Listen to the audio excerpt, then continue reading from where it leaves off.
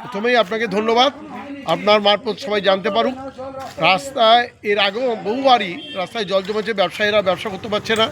আমরা এইভাবে পৌরসভায় বিডিও অফিসে আমরা ডেপুটেশন দিয়েছি, তারা করেছে, কিন্তু বর্ষার সময় করেছে, শুকনোর সময় ঠিক কাজটা করেনি। তার জন্য এই বিভ্রান্তি। আজকে আমরা আমাদের ব্যবসা সমিতির, আমি আছি, সাহেব আছে, রবি আছে এবং সাহেব পাশাপাশি মণ্ডল সভাপতি, ওকে নিয়ে আমরা সবাই এখানে উপস্থিত হয়েছি তার ডাকে। আজকে যে স্তর থেকে সামান্যভাবে মাল তুলছি তাতেই কিন্তু জলের স্পিড অনেক বেড়ে গেছে আমাদের রাস্তা। এই যে দেখছেন যে ড্রেন থেকে এই যে কারি মানে কয়েক কুইন্টাল মাল তোলা হচ্ছে, দেখুন এটা কি একদিনে তো জমা সম্ভব না? না, বহুদিনের সমস্যা।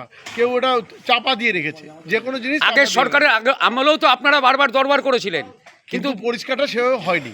আজকে নিজেই দেখতে পাচ্ছেন তো যেভাবে ময়লা উঠছে তলায়, ড্রেনের তলা দিয়ে, আর কি হচ্ছে, তলা ময়লা উপরে চাপা দিয়ে রেখেছে, মানুষ নাকের উবাল দিয়ে চলে গেছে, কিন্তু অরিজিনাল ভিতর থেকে বের করতে পারেনি।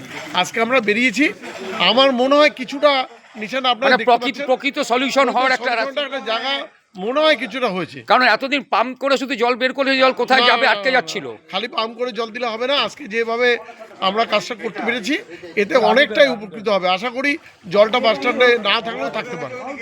আমরা শোনালাম দীর্ঘদিনের অভিজ্ঞ চাকদাহের ব্যবসায়ী সমিতির সম্পাদক বিশ্বনাথ দে হালদার, তিনি তার প্রকৃত প্র্যাকটিক্যাল অভিজ্ঞতা, যেটা উনি হাতে কলমে আজকে দেখছেন যে কী কারণে চাকদা শহরের জল জমলে সেই জল বের হয় না এবং একাধিক দিন নদী হয়ে থাকে। দেখাচ্ছি আপনাদের কি অবস্থা। আজকে চাকদা 51 নম্বর রেলগেটের সামনে দাঁড়িয়ে আছি আমরা।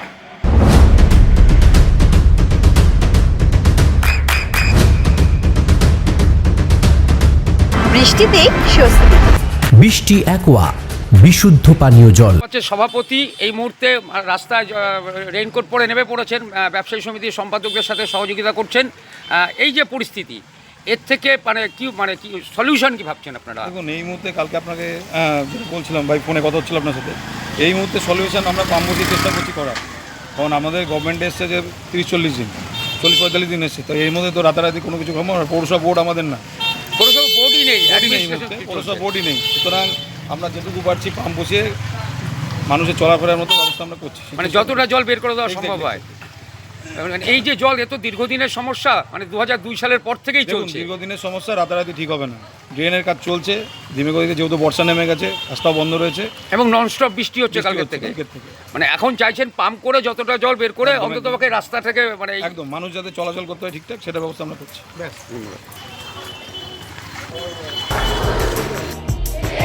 আপনার সন্তানের উজ্জ্বল ভবিষ্যতের সঠিক দিশা JRS public school.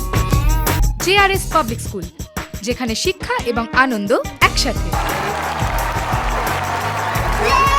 JRS public school has an excellent team of teachers for the holistic development of your child.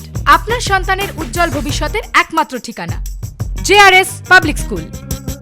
আপনি কোথায় ইনভেস্ট করবেন, কেন করবেন বুঝতে পারছেন না তো? সঠিক গাইডলাইন পেতে আজই আসুন নদিয়ার চাকদাতে নিবেদিতা প্রাইভেট লিমিটেডে। Nivedita private limited, marketing and distribution service. Balcony বা সিঁড়ির রেলিং, মডিউলার কিচেন বা ড্রয়িং রুম, এক কথায় আপনার স্বপ্নের বাড়িকে করে তুলুন আরো সুন্দর। Chakda ply centre, gorgeous look বা কোয়ালিটি সবে 3 নম্বর 1 Chakda ply centre. Chakda ply centre, KBM, Chakda, Nadia. হোমওয়ার্কটা করেছো? হ্যাঁ স্যার। এ বাবা, ভুল করেছো কেন? চোখে কেমন ঝাপসা দেখছি, লিখতে আর পড়তে খুব সমস্যা হচ্ছে। চাকদার মডার্ন অপটিক্স থেকে ভালো চোখের ডাক্তার দেখিয়ে নাও। প্রতিদিন প্রকৃত চোখের ডাক্তার ও দৃষ্টি বিশেষজ্ঞ মডার্ন অপটিক্স চাকদহে। চাকদা অ্যালুমিনিয়াম সেন্টার, প্লাই, কাঁচ, laminates, kitchen fittings, door lock, window ও অ্যালুমিনিয়ামের খুচরো ও পাইকারি বিক্রেতা। চাকদা অ্যালুমিনিয়াম সেন্টার, পূর্ব লালপুর 50 নম্বর রেলগেটের পাশে, চাকদা, নদিয়া।